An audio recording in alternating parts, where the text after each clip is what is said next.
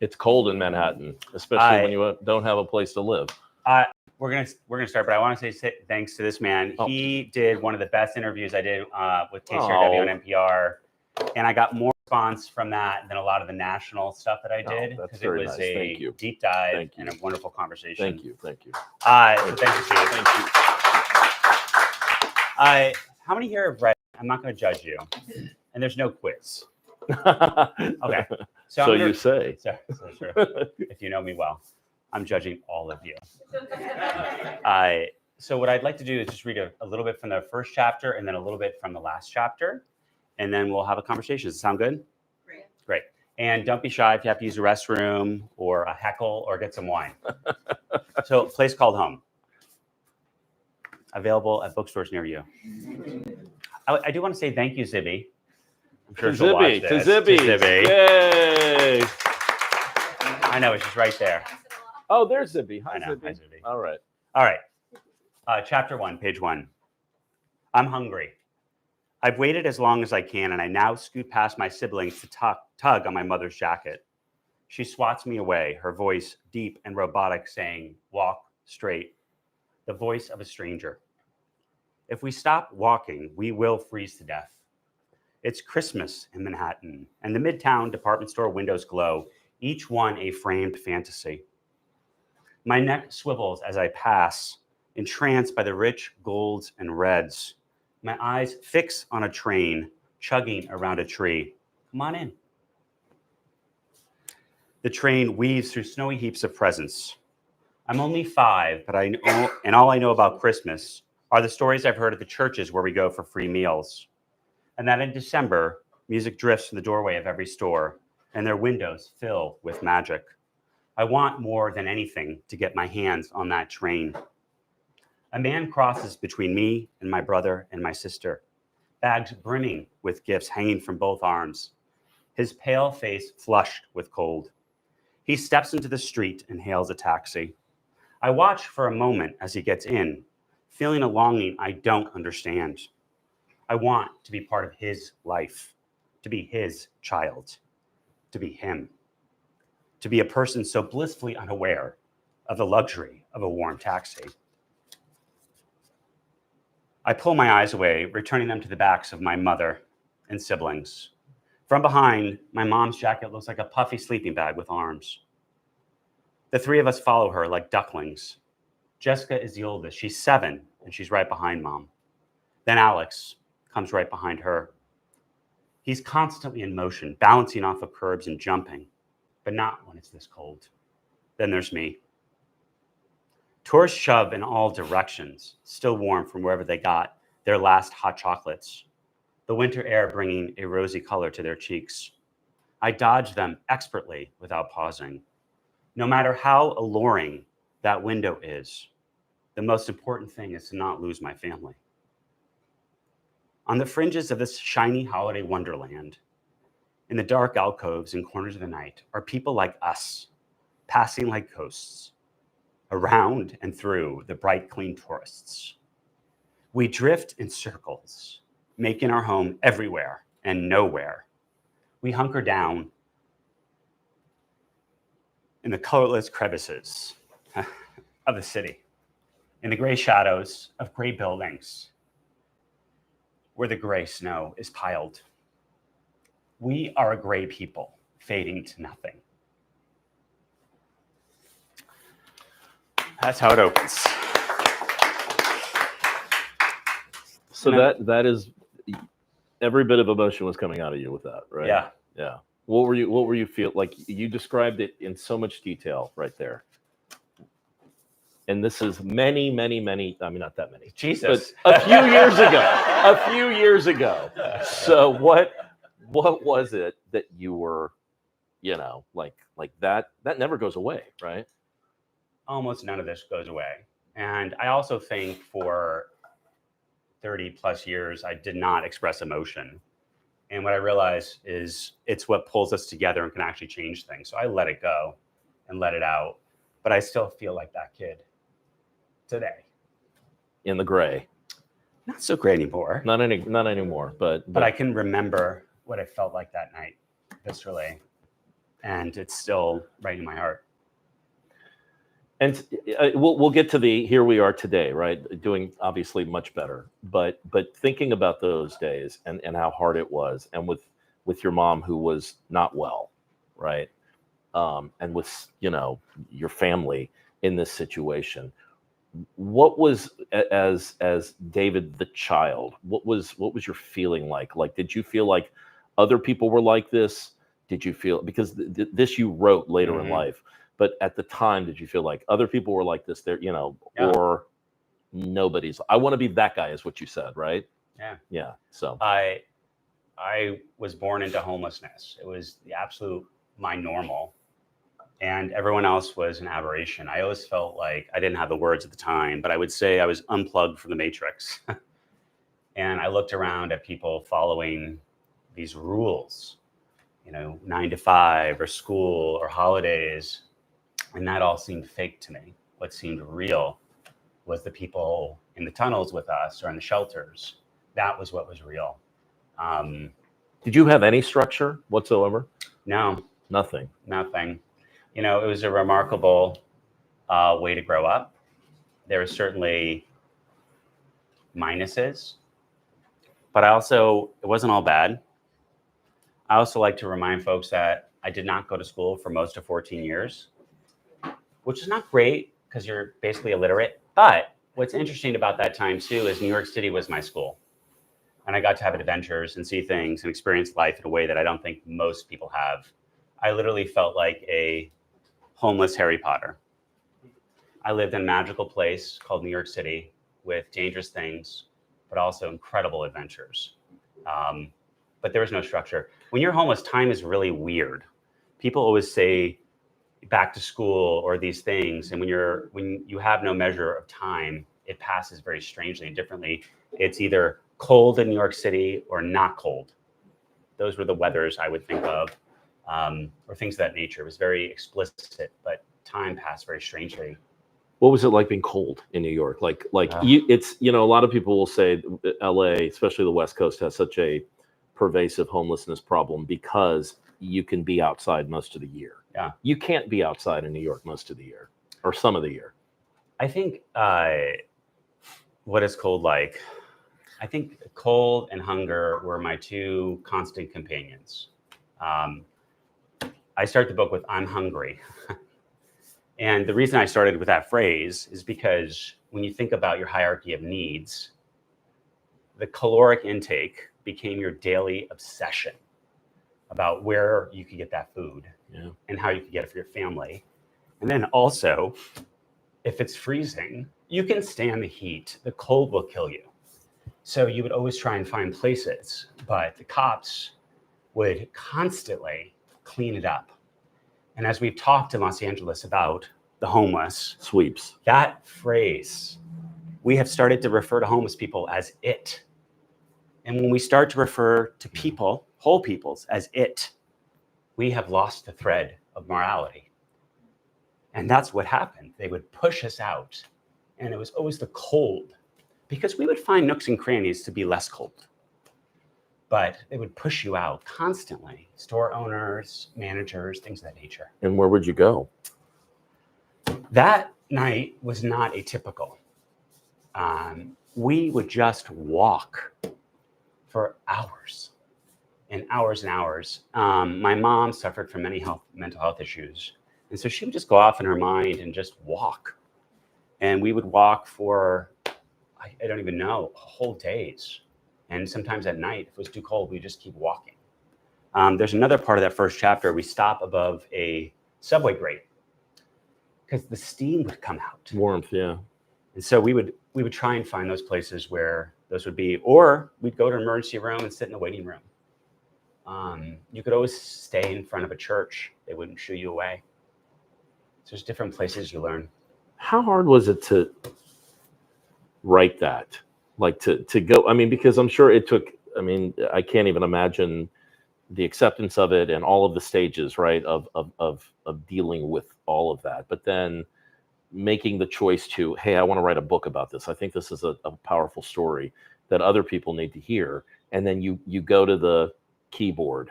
What's that like for you? I never intended to write any of this. And I would say no one in my life knew any of this.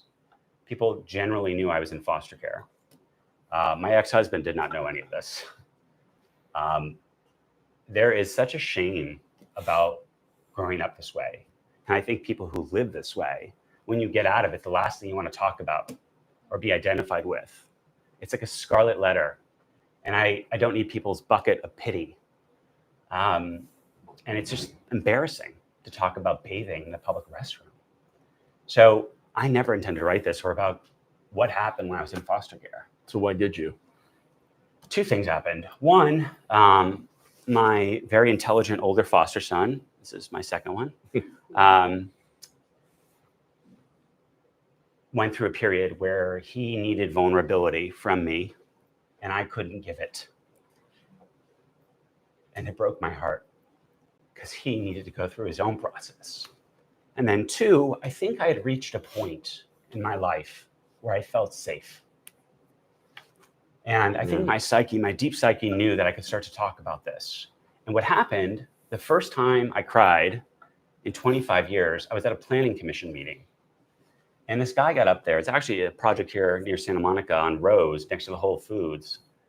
It's a shelter for women and children. And this guy got up there arguing against it to be built. And he said, if these women can't handle their kids, they should have had an abortion. And I am like implacable. And I just like burst out crying. And it was the first time. And I was like, what is going on? And I interrupted him like, sir, and this is on television.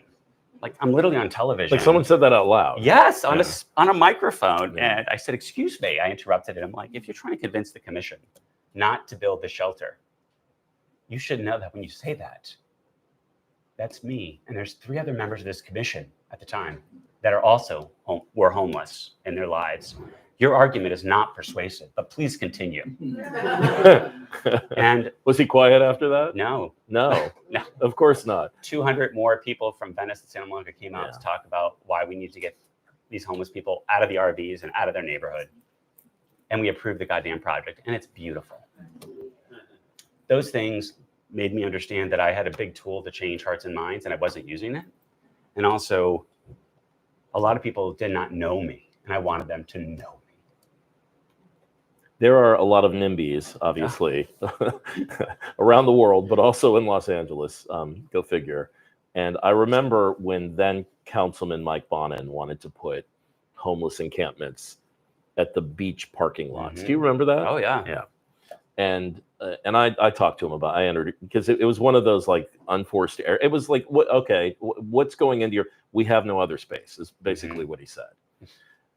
How do you convince people that this is such a, because I think we're so used to just seeing it as part of the what you pass when you're driving a car, going to work, and it's people, it's a family, it's I think in the wealthiest country in the history of the world, it's an abomination. But how do you get people on board with something like that? I think we've lost the thread a little bit in our conversation around homeless issues. We have pathologized humans to an extent where we're okay with their very apparent suffering. And the thing about the visible homeless is they are the tip of the iceberg. They are not the majority. They are the tip of the iceberg. The vast majority of homeless in the coasts are former foster youth between the ages of 16 and 34. 50% of America's homeless were in foster care at some point, 50. It is the highest correlation, more than military service or drug addiction. In LA County this year, roughly 1,200 kids from foster care will become homeless. We have designed a system that could not be better at manufacturing the very crisis we're all complaining about. And then as a city, we have created a matrix of rules around planning that have locked in amber 80% of the city, roughly, is single family. It's redlining. We have redlined all of Los Angeles to keep those people out. So we have created the systems that are producing the very thing we're grumpy about. I don't want an encampment in front of my house. I get it. One story I tell in the book, I was about 4 and I was begging on the platform of Grand Central. Do you guys know Metro North, Westchester County? So I would beg in the morning. I was in charge of the Metro North train. We lived at Grand Central. My brother, Jersey trains. I took Metro North. Do you know why we begged in the morning? People are more generous before they've had a bad day. Ask any homeless person. End of the day, for a professional, they are grumpy. You learn so many different things to survive on the street, but there's many more people that are invisibly homeless than homeless. But I think as a compassionate community, we have lost the thread. And one way that we can talk about this issue and maybe regain the conversation is to talk about real solutions. We're not inventing something. We know how to fix homelessness. We just have to have the spinal fortitude to do it. People vote once every 2-4 years, and they think that's going to make this a republic and a democracy. We have to get more engaged. People don't show up at meetings except to complain. They don't volunteer. They don't get engaged. So we need people to get more engaged. That's how we solve it.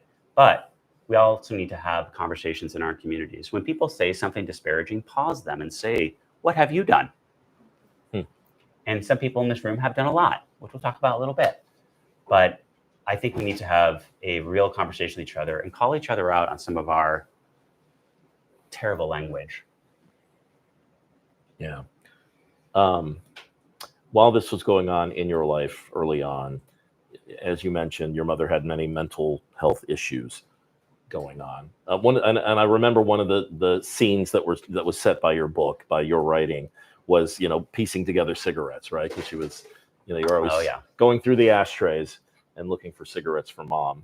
What was it like? I mean, because there is obviously a mental health aspect to this as well. She wasn't getting the treatment that she needed, right? So you're having to deal. You're the first line of defense there. Yeah. How did that go? It's amazing that we forget that people that are homeless actually have physical and biological needs. So we would make my mom tampons. And how you do it is you go into restrooms, you pull a paper towel, you moisten them and you roll them. And then you do another layer of dry and then you do another layer of wet to make them comfortable. We did laundry in bathrooms. People think that homeless people don't exist from their neck to their knees. And it always boggled my mind. You can't defecate here. I always love the phrase quality of life crimes. Whose quality of life? Not the person bathing in the restroom. Like, whose quality? Sorry, we have to go to the bathroom. And so it always was very demoralizing and embarrassing to have to bathe yourself in these places.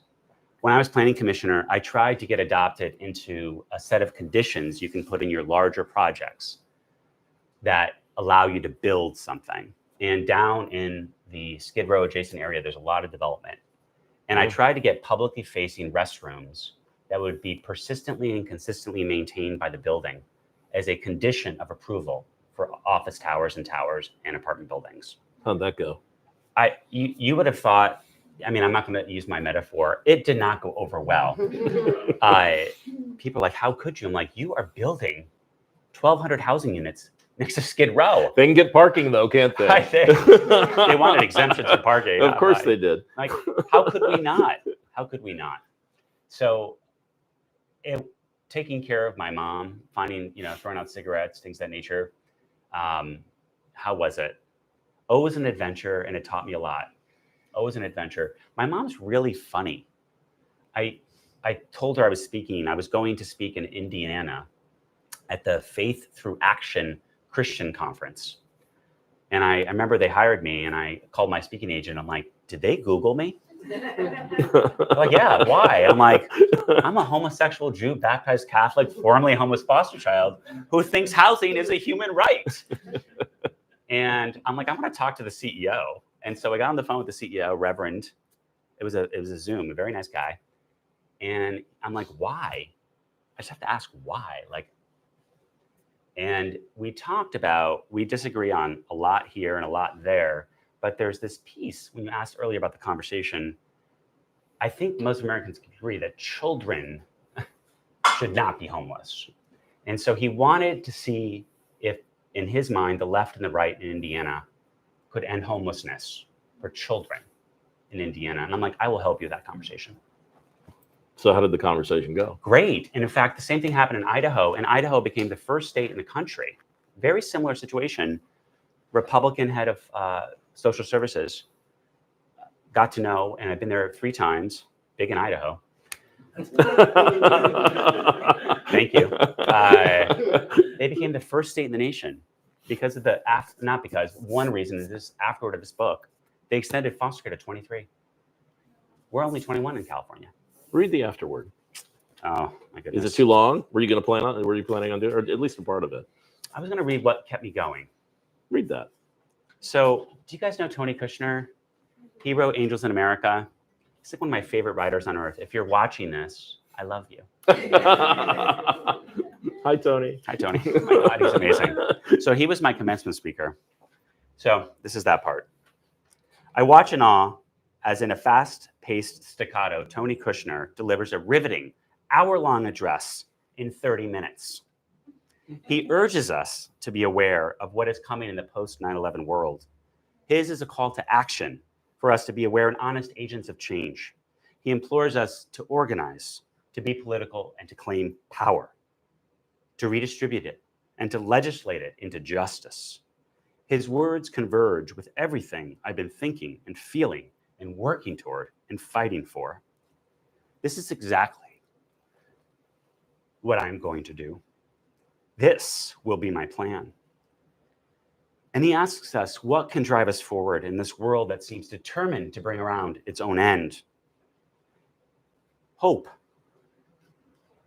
Hope for me isn't a choice. It is a moral obligation, a human obligation, an obligation to the cells of my body.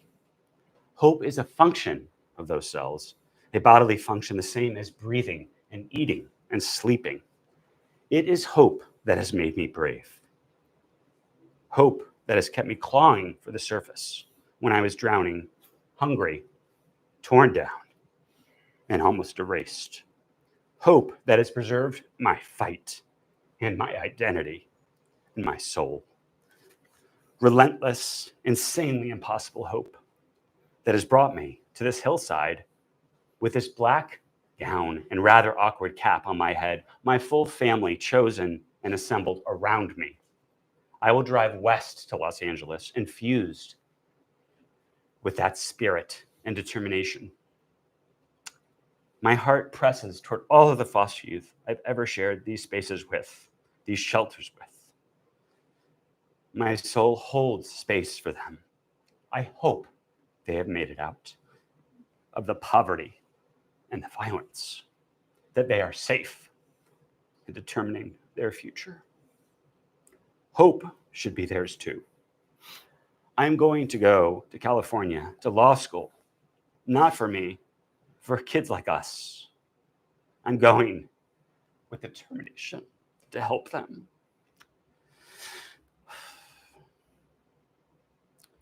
To help kids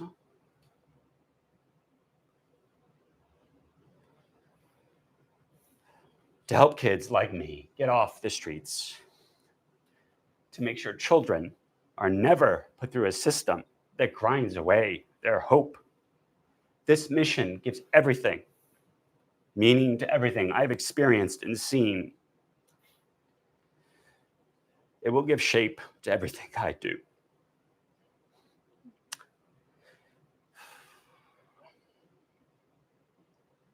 Damn good writing. Out of all the darkness, this mission is the place that I will call home. So, cap and gown. Yes, sir. Right? Commencement address, Tony Kushner. Did you ever envision as a boy walking through Manhattan, not knowing what was next, being in a cap and gown and graduating from law school? My mom was so funny. She would always like, "You're gonna be a Supreme Court justice." And I was literally like 11 and completely almost illiterate. I think we've been to school a couple times here and there. And I'm like, "Mom, I have to go to school first." But she inculcated us in this value of education. So I didn't know what I would do. I thought law school because, do you guys remember The Matrix, the green writing? Do you know what I always thought about when I saw that movie? I'm like, oh my God, this is my life. All the rules we all think we live by are bullshit. Other than the laws of physics, everything's a choice. Blue pill, red pill. I woke up that way. Yeah.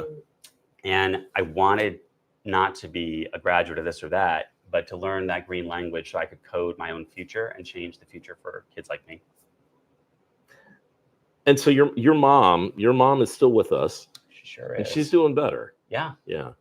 Which you said something to me that was striking when I first saw you. It was like, money can do, it's funny what money can do. Yeah, I've been my mom's legal guardian for 25 years. And I remember, like, as I got older, people were like, do you want to have your own kid? And I was like, I have an 85-year-old. And she's very grumpy. And this is a woman, by the way, that they took you away from. Yeah. But, if my mom had cancer, we would have a protest march and wear colors. But because the symptom of hers is not balding, but violence, we condemn her and people like her to homelessness and death. And so my mom has been in stable housing. And recently I provided additional care, private nursing. And she went from almost immobility recently with the private nursing to walking a half mile. I am also convinced she's going to outlive me, just so we're all clear.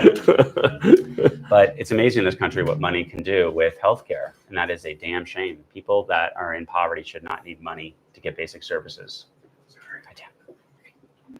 Should we take some questions, or how should we? Yeah. I love this conversation. And I don't want you to read anymore because you're. Yes,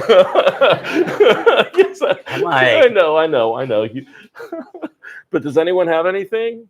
Anybody? Yes, sir. In the back. Hi, Andre. David, thank you so much for sharing. Your story helped shape a lot of the shift in public conversation about homelessness and foster care. But reliving that trauma, I can only imagine be emotionally taxing and exhausting. How do you navigate the balance between advocacy and also protecting your own mental health? It's a great question. Also a gentleman that I'm proud to work even tangentially with, building housing for kids like us in Los Angeles. So pretty amazing fellow there. If you talk to him afterwards, ask him about that projects. Sharing emotion is not bad. And that's not what you said, but I would say, I feel great. A good cry feels good. A lot of this stuff sucked. It just sucked. And it's okay that it, is a bummer to read about it. It doesn't make me feel worse off. In fact, just the opposite. Sharing my story feels like I'm actually taking all the crazy, creative, terrible things done to me by public, by their apathy, or by people, and do something with it. So that emotion to me is almost like, solar, and I'm the solar panel. Also, many of you are friends and family. So it's also a space where normally when I'm giving speeches and such, I'm not quite this tapped into it. I have a method that I do to not do that, but I felt freer tonight to do that. So for me, it feels good. I will tell you, I will go home. I'm stopping at a drag king show on the way home in West Hollywood. My friend is putting that on. I have no idea what it is. Happy Pride. I'm intrigued. So that's how I would answer that, Andre. Thank you. Yeah. Anybody else? Questions? Yes, ma'am. I've never asked you this question, but I've always wondered it. Having gone through the family life that you did, right? For so many that would create such a jaded perspective on family, right? But you decided to create your own family, right? Foster, surrogacy. And so how did you get there? How were you able to put your family experience somewhere that would enable you to create a whole new family that would seem right and appropriate for you? So she asked, how did I go from the family experiences I had to be in a place where I'm having, foster children and a child through surrogacy? I've had tens and tens of placements, and I was in congregate care and juvenile detention facilities. I have seen everything not to do. Like every bad idea for parenting, and people who should not have children, animals, freedom. I am relentlessly hopeful. You know, I think in any other time, in most other societies, I would not be here. And as imperfect as our social welfare safety net is, it is. And it exists because people like us fight for it. And so I always knew that this didn't have to be what I would become in any way, shape, or form. I also had a brother and sister who are just remarkable. Alex and Jessica, you know, I dedicate the book to my mom and to them, my left and my right. When I always think about them and each other, I always thought about us as like a bookends, the three of us. Because we ran with a gang, we ran with a few. But we looked around and we realized that our choice was we could become, we called them tunnel people. We lived in the tunnels. The other people down there who were doing, at the time, crack, or we could not. And we would, throughout our life, kept reinforcing our better decisions. So I had like an amazing example of love from my earliest memories. And then taking care of my mom from my earliest memories to today taught me family. And I dedicate the book to my mom who taught me to forgive.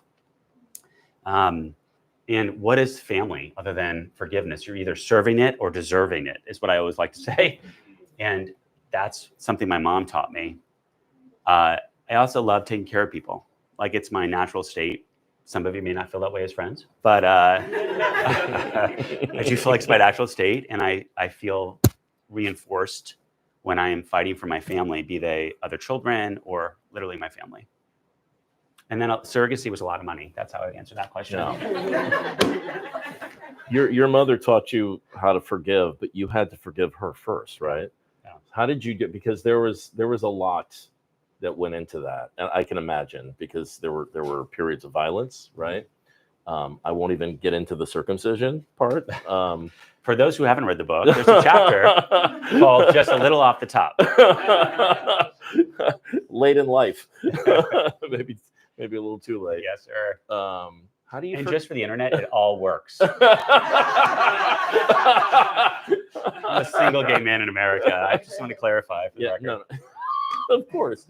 How do you? Again, you had to overcome a lot because there was a lot. That was her decision, by the way, for you. Yeah. Right. So there was a lot of angst, I would imagine, there as well. Who here knows my first name? Actually, you don't. Your family. My first name is Hugh John David Ambroz McMahon. And my mom, when I was 8, decided that I was going to become Jewish because they had all the money and power. And so she converted me, and her idea of conversion did not go well. We were homeless, and she basically had me circumcised when we were semi-homeless. We were unstable housing, and it almost killed me. So that's the Jewish moment, the circumcision chapter. My mom did stuff like that all the time. You know, I think all of us have family. I'm working on something about my mom next. I think it's gonna be my next project about mental health. Because people like her do not have their story told. And especially families that try and help people don't have the legal support or financial support to support their family and their loved ones to prevent them. Forgiveness is not something you do once. You know, like anyone who's in a long-term anything. It's like coming out, right? Oh my goodness. You come out many times. Although not when you wear a pineapple. Well, I've seen straight men in that shirt. Trust me. Not really. I don't know. One wonders. I would always look at my mom and I would look at her and she would do terrible things. But my mom, before we go to bed most nights, she would say, hug me. What am I, chopped liver? My mom said, I love you all the time. Right now, I'm doing something, it's in my head. There's a lot there. And I have a 17-month-old, and I'm with my son doing something I call the Million I Love You Challenge.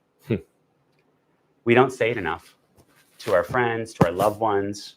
And I am blessed that my mom said it so goddamn much. So my mom gave me love and the violence. Foster care and delinquency gave me all the violence and none of the love. So my mom, I knew was sick.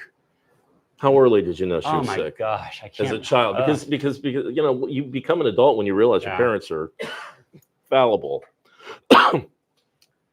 I am not, in case you're wondering, or you're wondering, Luca. I never knew of a time where I didn't think something was wrong, I guess I would say, and that evolved into that.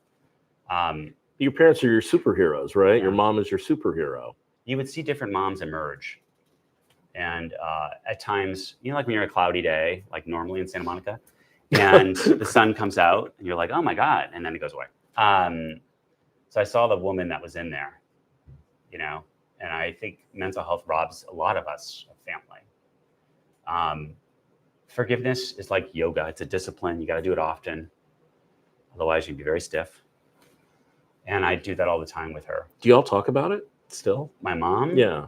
I rebound this book. I cut out 90% of it, rebound it, and I gave her a version of it. I talk to my mom probably 6 times a week. Okay. I wish it was less. I love you, Mom. She's not gonna watch it, but she's the life she's led. Like, I wouldn't wish on anyone. You think about mental health, it's like this prison.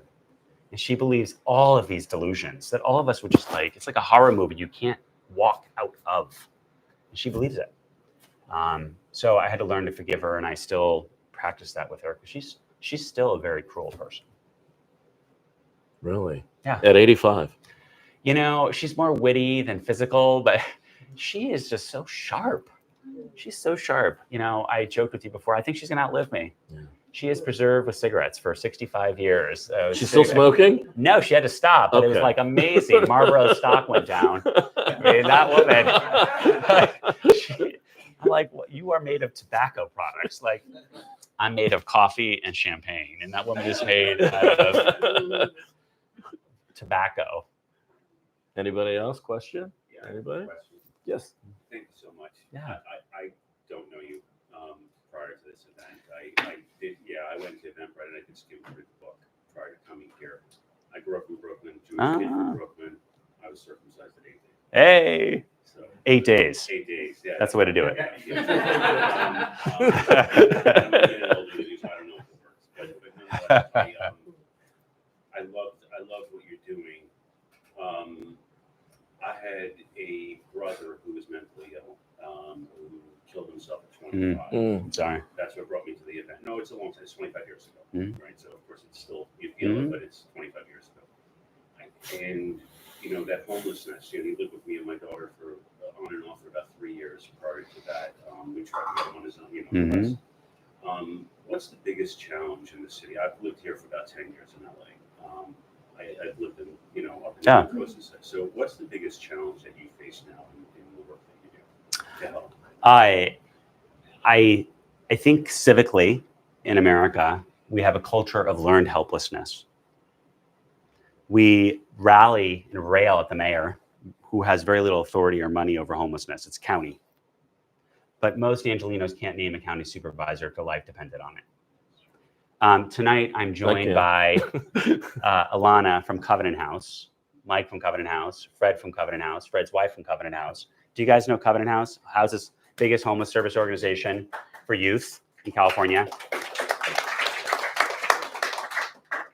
Most Angelenos don't, but youth homelessness is one of the biggest issues. And what the issue is us. It's the vast majority of people who don't realize our own power. We fetishize DC. We are freaked out about what's going on, and we should be. Covenant House is affected by this. But we have forgotten our own power. We don't engage locally unless it's to complain. I think the biggest issue we face in Los Angeles is our lack of spinal fortitude to end this. And not end it through draconian policies of punishment, but engagement. I am working for years to build housing for foster youth that are coming out of the system. I've been talking about this for 15 years. We are finally underway to do something around LA City College. We are building housing. Yeah. He's building it. We're building more shelter space and transitional housing at Covenant House. Support them. We just drive by the issue. We drive by encampments and we're grumpy about them. What is their crime? It's visibility. It is a harsh mirror in our face of the failures of our civic and political culture. This side of town is so liberal to a point. I remember when the cannabis policy came before the City Planning Commission, turn that off. And I asked the staff, I said, if this policy went into effect today, where would cannabis be located in terms of retail, cultivation, and storage? Taking a raw product and turning it into gummies and things, it's very toxic. Storing it, very bad. Selling it doesn't do great things for neighborhoods in general.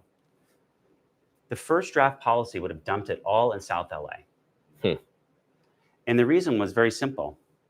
You had to be roughly, I can't remember exactly, 1,200 feet away from sensitive uses, schools, religious institutions, daycares. Do you know where churches are in South LA? They're in pop-up storefronts. Yeah. Daycares in so-and-so's house. On the west side, you have a block-sized church. So we inherently created a system that systemized economic racism. And we were about to shift all the cannabis on that same thing. We didn't do that. You can buy cannabis anywhere you want now. So what I think is the biggest issue is public apathy and the failure to realize our own power. We should be at every meeting asking questions around these issues. LAUSD has one of the largest homeless student populations in America. What are we doing about it? And we should all be asking to know that answer. We should march for the global issues. We should march for the things we care about around the country and the world.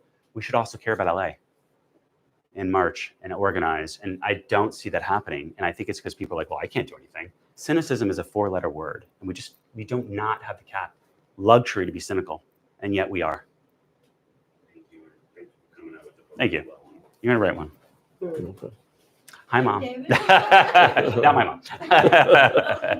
What do you have a suggestion about people who don't want to go into housing? You know, they're used to either living on the street Yeah. or on the beach, or have Yeah. a truck, or like, you know, mental health issue. So the question was, what about folks who resist services? I would say in general, housing or other types of services. I'm going to answer that question. But first, and you're not doing this, but most people ask that question as a way to not engage in the 90% of people who will take housing, healthcare, and food, and safety. And that's how they stop acknowledging the fact that we're not doing that for what I don't know the ratio, but I'm going to say 90% from anecdotal. But let's just assume good intention here, because I know you, and I'm sure it's great intention. Pleasant persistence. And if they are sick, we need to not, in my opinion, give them the capacity to exercise the rights that they don't have the capacity to exercise. My mom would be dead right now. I sued her, took custody, and got her into housing. If my mom had had that choice, she would have stayed on the street and probably died. She has a bucket of mental health issues. We deinstitutionalized people, and we said, here's your civil rights, with no mechanism to enforce them and no help to get you the services you need. And that is not a right. That's a lie. It's people like my mom, and I'm using a broad brushstroke. Not all people who resist services are as severely mentally ill. The other thing is, people have a right, if they have the capacity, to not accept services. It's pleasant persistence in building a relationship of trust. We have not done that. We have not invested in that, and we need to work harder at that. We should have guidelines and rules. I have a 17-month-old. I do not want an encampment at the kids' park next to the swing. But I also don't want those people arrested. So what do we do? Compassionate, thoughtful policies exist. We could continue to build those relationships. Over time, most people will accept services with pleasant persistence and building trust. And then there's things like, you can't bring your animal, or you can't do this, or you can't do that. It's just absurd restrictions that prevent people from accepting services. But what I would say is, we're on the battlefield, we're missing a limb. We should focus on the limb, which is 90% of people will accept services. And we should not to the exclusion, but acknowledge that and make sure we have them provided. Oh my gosh. Marjorie? Yeah, I do. So I remember you saying to me one time Uh-oh. that you were the most care. The most care that you ever had in your life was with him. That you always were safest with her, and that the foster system was foster care system was dangerous and harmful. And I hear you repeating that here. And I know you also do a lot of work for foster youth, Yeah. not just those aging out of it. So I'm curious what you see as, what needs to happen in that space right now. Yeah. What to improve the for young people that are in the system. Yeah. My first social worker reached out to me on Facebook when the book came out. And this is the very woman who detained me from my mom's custody. And she was a nice person. We had a great one visit. And she took me, and I remember she drove me, and we passed this first line of barbed wire fencing. As she drove me, I was thrilled, just utterly thrilled to be out of my mom's custody. And she pulled over between the fencing, it was 2 rows, and she said, "You do not," she started crying. Never a good sign. I'm like, "Are you okay?" And, Wow. she's like, "You don't belong here. I'll get you out."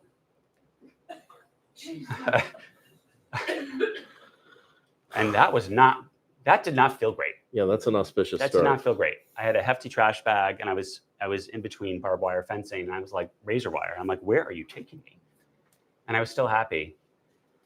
And she reached out to me on Facebook, and she actually apologized. I'd never seen her really since. I was 11 actually, and the next youngest person was 17. And it was a prison, essentially.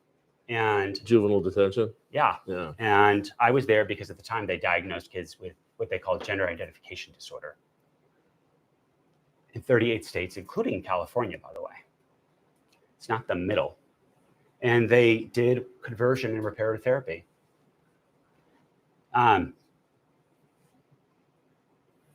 That was very violent. And those places are very violent. The other day I read about probation in Los Angeles, where the staff guards set up gladiator fights with youth in LA. These are our children. And we're shocked when they come out and become homeless or addicted or violent. That was so typical in my life.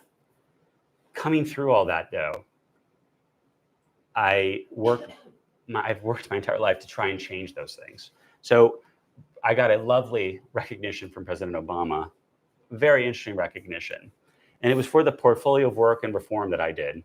But the reason it came about is because 15 years we worked to change national policy to outlaw conversion therapy for foster children and kids in delinquency. And it passed under his second term as he went through his evolution. And HHS ended that. And it was removed as something you can do to children in America. And it took a movement of queer children that had experienced that. And Lambda Legal and Child Welfare League of America. Child Welfare League of America is the reason it started. They passed a policy that allowed it and encouraged it. And almost 60 years later, working with them in the Children's Defense Fund, we got it changed. Today's system is the best it's ever been. Do you know how, it's interesting, ASPCA is the first animal rights organization, right? It actually started as Animal and Children. Because both were treated the same in America. It was one of the original children's organizations. So how is the system today? What can we do? It has never been better. It can be better. You know, we're emancipating most of these kids to homelessness. We can do better. But we've extended foster care. They have Obamacare for now till 26. There's so many things we've changed and made better. I was recently reached out to. Philadelphia got sued by the Catholic Church to overturn Philadelphia's policy against prohibiting discrimination against queer children. You can't foster if you are anti-gay. Well, turns out you can in America today. So I was called by all the national press, and I went on the press, and I knew what they wanted. They wanted an angry rainbow man. And that's what they always want, right? We're all pigeonholed into be like a certain thing. My thing is like, what can we do to fix this? Instead of all of us being so self-righteous, why don't more of us foster? You know, they talk about flooding the zone with shit. Why don't we flood the zone with love? Why don't we do a bring your foster kid to work day or someone else's? Why don't we all volunteer at the Covenant House? Why don't we do these things instead of yelling at the other people? That's all we do. We complain and yell. So what can you do? Whatever it is bespoke to you. But wake up and realize our collective power. Not you, because you do it every day in your job. Anthony. Oh, I'm sorry. Just real quick, David, I know you talked a lot about your experience as a foster youth, not mom as a foster child, but will you talk just a little bit about the other side too of those sort of the gray area, specifically the working homeless, people that are close to transitioning to being homeless, who then give the next generation, their children, their children's children. Unfortunately, the same set of circumstances. Fred can correct me because he might know stats better than me. Fred is the head of Covenant House, California. He's an amazing fellow. So there is such a giant population in America, but in California and Los Angeles, that are one paycheck away from homelessness. One paycheck. And what do we do when they become homeless? 2/3 of the kids entering foster care or delinquency are there for neglect in one way, shape, form, or another. 2/3. You know what neglect is? It's a euphemism for poverty, which in our society is quite often racism. If you can't take care of your kid, we're going to take the kid away. Why don't we help that person? The average cost in America of keeping a kid in foster care or delinquency is hundreds of thousands of dollars a year. Instead of giving them rent or a job, we take the kid away. The family is violently put asunder. And think about where that comes from, ripping families apart in our country. Do you know what they call it when a kid leaves foster care in America? Emancipation. Emancipation. I've always thought it was a very horrible but apt word. Freed to what? We can do better. We don't need to take kids away from their families to protect them. People that are one paycheck away, who miss that paycheck, should not be penalized as the working poor.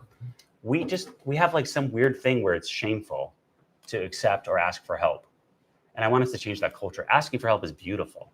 Giving help is beautiful. Mm-hmm. And we need to engage with that, destigmatize it. So that's a broad answer to your question. But I think there's an opportunity for us to really reimagine that conversation around poverty. This book is not about a gay kid or a homeless kid. It's about the ecosystem of poverty in America and what it did to a family and what it took to get out of it, and my ideas about how we can change it. Thank you all, David. Thank you.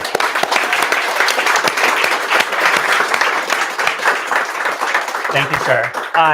I want to take a selfie before people go, and I want to thank Steve, who did this. Thank you. Thank you. He literally is the voice in my car all the time, and so many friends that came out to support. Will you Covenant House folks raise your hand?